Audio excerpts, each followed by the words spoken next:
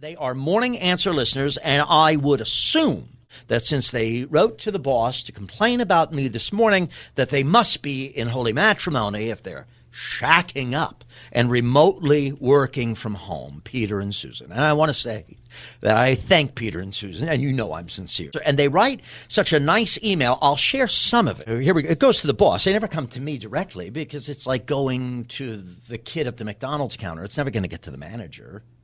You know, I'll just give you 9 cheeseburgers and let you leave so I don't have to get in trouble. Chuck, let me begin by saying that Peter writes here. Yeah.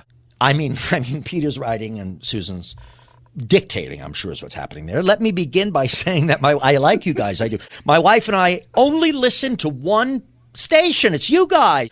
But this morning, Brian accused his guest filling in, Don Dix, that Don was politicizing the COVID-19 upswing by claiming that it was due to the protesters. I did sort of say, I'm not going to lie to Peter and Susan. I respect that they listen.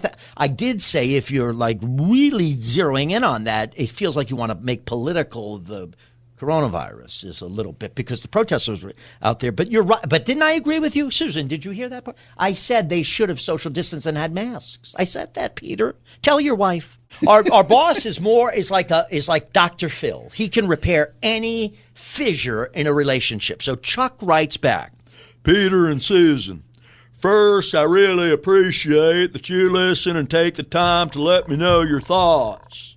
Most people don't take the time. It's always extending an olive branch. I mean, Chuck is a good man, and he says, without consulting me, if I sent Brian over to wash your car, would you give him a second chance? And these people are like best friends now because Peter. You think you're on your way over with a bucket? I think I might have to. Peter responded immediately. Dear Chuck, thanks for the quick response. They're doing a Zoom call right now. They're playing Texas Hold'em. We love your sense of humor. What? Wait, they told Chuck they love his sense of humor? And they emailed to criticize me? As for Brian washing our car, and this hurts me, Peter, or Susan, because I think a lot of this comes from Susan. I think Peter's a closet Whitmaniac. As for Brian washing our car, and I quote Don Dix, I would be afraid of finding my doors keyed. Now, how? Oh, good Lord. The unmitigated gall to suggest that I would vandalize his. And then you might slip a Biden bumper sticker on the back. That might be in the realm of possibility. I do have not any permanent physical damage. Well, for me, I have equilibrium problems. I might fall, and the sticker might go on the back of his car, but I can't control that. I have medical condition.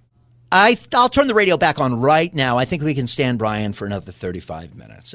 So Peter and Susan, thank you. Stop complaining to the boss. Just bring it to me. I don't want to involve him because he's going to get me into 900 meetings and everything. He said, you hurt me that way, guys. But I love that you listen, and I love that you care enough about the show. When you think somebody steps out of line, it's usually me, that you care enough to say something. You're First Amendment warriors, and I'm the lovable liberal. I love that. Any problems with my performance?